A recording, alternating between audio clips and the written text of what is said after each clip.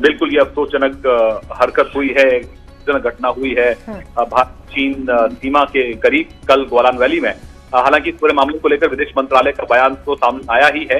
लेकिन अब जो आंकड़ा एजेंसी के हवाले से आ रहा है वो 20 से भी ज्यादा है, जो कि इंडियन सोल्जर्स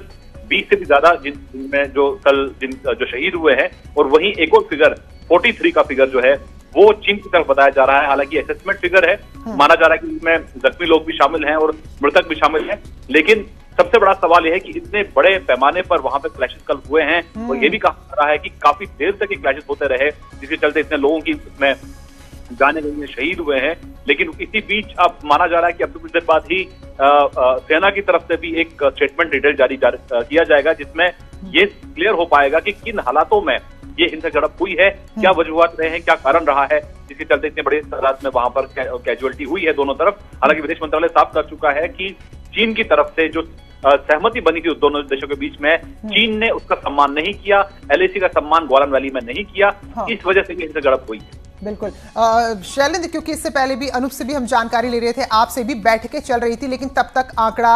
या तो हम तक नहीं पहुंचा था, जो भी था 3 ही था। लेकिन अब जबकि 20 लोग हमारे शहीद हुए हैं, तो ये भी बताता है कि वहां पर कोई युद्ध नहीं था और आपस में ही इस तरह से भिड़ गए और बहुत देर तक ये पूरा क्लैश चला होगा। तो तनाव जितना समझा जा रहा था बहुत ज्यादा है, तो ऐसे में अब जो भी नीति है उसको और ज्यादा स्ट्रॉन्ग करना ही होगा यहाँ। बिल्कुल, जाहिर तौर पर अगर हम बात करें 1962 के बाद से इस कदर कैजुअलिटी हुई हो सीमा पर, ऐसा कोई हाल फिलहाल में कोई ऐसे इंसिडेंट याद नहीं आता है। हालांकि 1975 में भी इस तरह के क्लैशेस हुए थे, लेकिन उसके बाद इस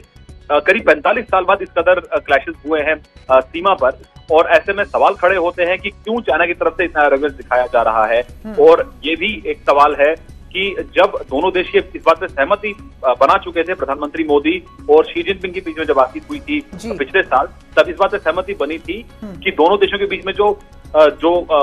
मतभेद हैं वो विवाद ना बने, इस तरह की कोशिश थी। और हालांकि 6 जून को भी जो बैठक हुई थी कोर कमांडर लेवल पे, उसमें भी इस बात की सहमति बनी थी कि अब डीएस्केलेट किया जाएगा, कि अब यानी कि वहां से फौजें हटाई जाएंगी। लेकिन उसके बावजूद जो आने वाली पिछले एक हफ्ते में जो बैठकें हुई हैं, उससे कहीं ना कहीं लग रहा है कि टेंशन डिफ्यूज नहीं हुए थे। लेकिन अब जैसा कि आप अभी बता रहे थे कि प्रधानमंत्री मोदी की भी अभी थोड़ी देर पहले बैठक हुई है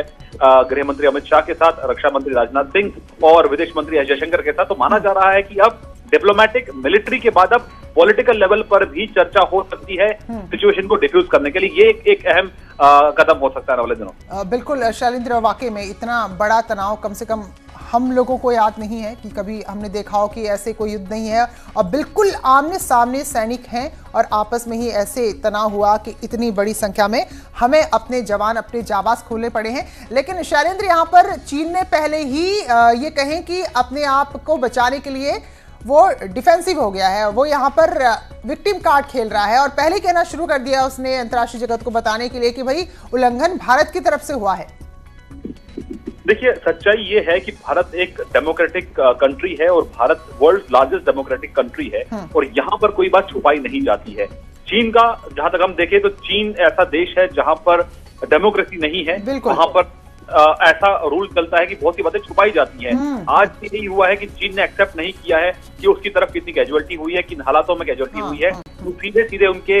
जो मुखपत्र ग्लोबल टाइम्स, उसके जरिए वो बयान जारी करते रहे पूरा दिन, लेकिन हकीकत अब तक चाइना ने नहीं बताई। तो जाहिर तौर पर ये एक ऐसा मुल्क है जो न सिर्फ भारत बल्कि तमाम पड़ोसी मुल्कों को इसी तरह से परेशान करता आ रहा है, आगे भी परेशान शायद करता रहे। लेकिन ये देखने वाली बात होगी कि ये 1962 का भारत नहीं है, भारत अब बदल चुका है। तो ऐसे में कड़े नेतृत्व के चलते, एक मजबूत नेतृत्व के चलते चीन के लिए भी थोड़ा मुश्किल होगा आने वाले दिनों में। हालांकि अपने आप में जो ये कल घटना हुई है, ये भारत और चीन के संबंधों में एक काला अध्याय है। बिल्कुल शैलेंद्र, अपने पड़ोसियों की हम बात करें तो अभी एक तरफ पूरा विश्व ही लड़ रहा है कोरोना से, और भारत भी इतनी बड़ी आबादी वाला देश वो भी लड़ रहा है। पाकिस्तान तो खैर सदाबहार है, वहां से जो कुछ होता है। नेपाल का कभी छिपा कभी ढका, लेकिन इस तरह से सामने नहीं आया। अभी अगर हम हाल के दिनों में नेपाल के भी रवैये को देखें तो अब ऐसे में लग रहा है कि वाकई में भारत को एक कड़ा मैसेज देना ही होगा। नेपाल इधर इंक्रोचमेंट कर लेता है, हमारी सीमाओं से पिलर गायब कर देता है, उधर नक्शा पास कर देता है अपनी संसद में, और चीन की इतनी बड़ी हिमाकत।